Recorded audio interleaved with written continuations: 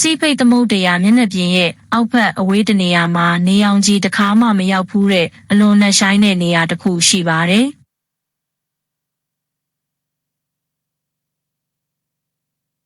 လှိုင်းတံပိုးတွေရဲ့အောက်ဘက်မီတာ6000နီးပါးအကွာရေအပူချိန်ကရေခဲမှတ်နီးပါးအထိကျဆင်းသွားတဲ့နေရာမှာကျေပြောလှတဲ့ရေအောက်ကျောက်ကြီးတစ်ခုပွင့်ထွက်နေပါတယ်။ဒါဟာကမ္ဘာသမုဒ္ဒရာတွေထဲမှာအနက်ဆုံးလို့လူသိများတဲ့မာရီယာနာကျောက် Mariana Trench ပဲဖြစ်ပါတယ်။နေရဲ့အပူရှိန်ကဒီအနက်အထိဘယ်တော့မှမရောက်နိုင်ပဲအရာအလုံးဟာမှောင်တိကျနေပါတယ်။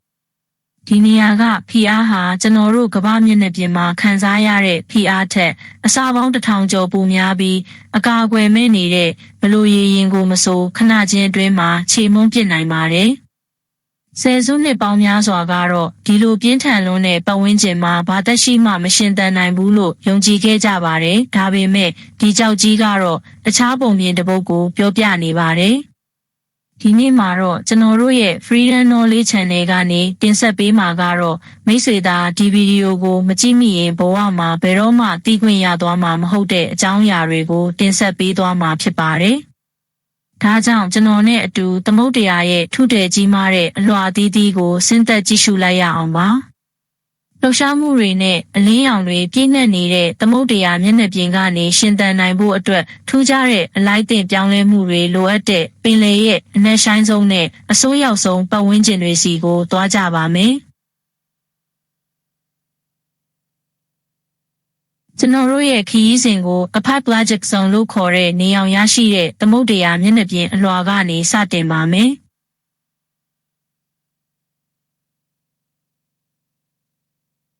အနက်မီတာ200ခန့်အထိရှိတဲ့ဒီအပေါ်ဆုံးအလွှာဟာကျွန်တော်တို့နဲ့အရင်းနှီးဆုံးနေရာဖြစ်ပါတယ်။ဒါဟာကျွန်တော်တို့ဓာတ်ရိုက်ကြည့်ရှုနိုင်တဲ့နေရာဖြစ်ပြီးငါးဖမ်းလုပ်ငန်းတွေတင်မောလမ်းကြောင်းတွေနဲ့ကျွန်တော်တို့အသည့်ဆုံးပင်လယ်သက်ရှိတွေအများစုရှင်သန်ရာနေရာလည်းဖြစ်ပါတယ်။ဒီအနက်မှာသမုဒ္ဒရာဟာအလင်းရောင်နဲ့လှုပ်ရှားမှုတွေကြောင့်တက်ဝင်လှုပ်ရှားနေပါတယ်။ဒီနေရာမှာနေရောင်ခြည်ကအလင်းကိုအမိပြုပြီးအစာချက်ချင်း photosynthesis ကိုလှုပ်ဆောင်နိုင်လောက်အောင်ထိုးဖောက်ဝင်ရောက်နိုင်ပါတယ်။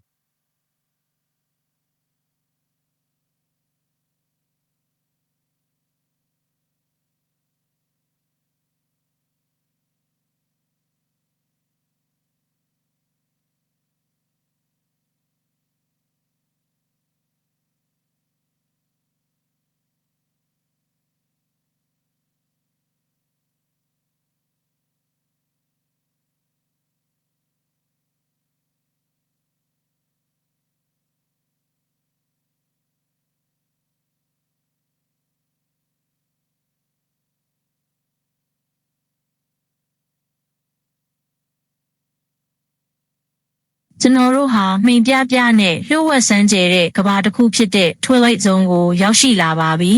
။အနက်မီတာ200ကနေ1000အထိရှိတဲ့ဒီ Mesopelagic Zone ဟာအလင်းရောင်ရှိတဲ့အပေါ်ယံရေထုနဲ့အမှောင်ထုကြားကနယ်နိမိတ်ဖြစ်ပါတယ်။ဒီနေရာမှာတော့နေရောင်ခြည်ကပင်လယ်ကိုမလင်းစေတော့ပဲအပြာရင့်ရောင်အဖြစ်ပြောင်းလဲသွားပါတယ်။နေရောင်ခြည်မှာပါဝင်တဲ့အနီလိမ္မော်နဲ့အဝါရောင်တွေကအရင်ဆုံးပျောက်ကွယ်သွားပါတယ်။အပြာရောင်ကသာအနက်ပိုင်းအထိခရီးဆက်နိုင်တာဖြစ်ပါတယ်။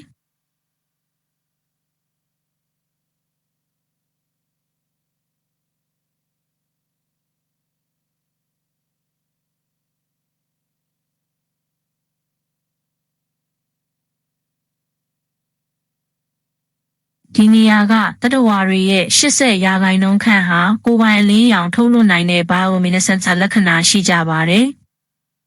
ဥပမာ lanternfish ငါးမျိုးစိတ်တွေဟာသူတို့ရဲ့ကိုယ်တွေကအလင်းရောင်ကိုအပေါ်ကလာတဲ့အလင်းနဲ့ညှိပြီးရန်သူတွေမမြင်အောင်ပုံကွယ်တက်ကြပါတယ်။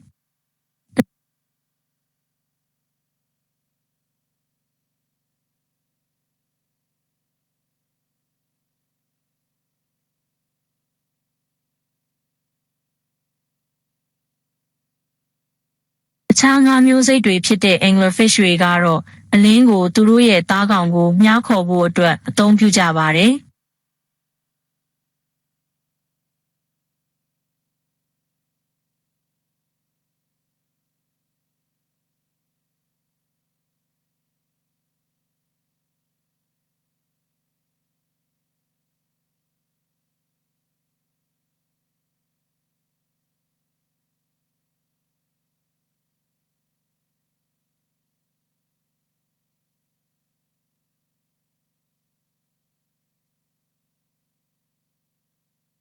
နက်မီတာ1000ကိုရောက်တဲ့အခါမှာတော့ Bathypelagic Zone ဒါမှမဟုတ် Midnight Zone ကိုရောက်ရှိပါပြီ။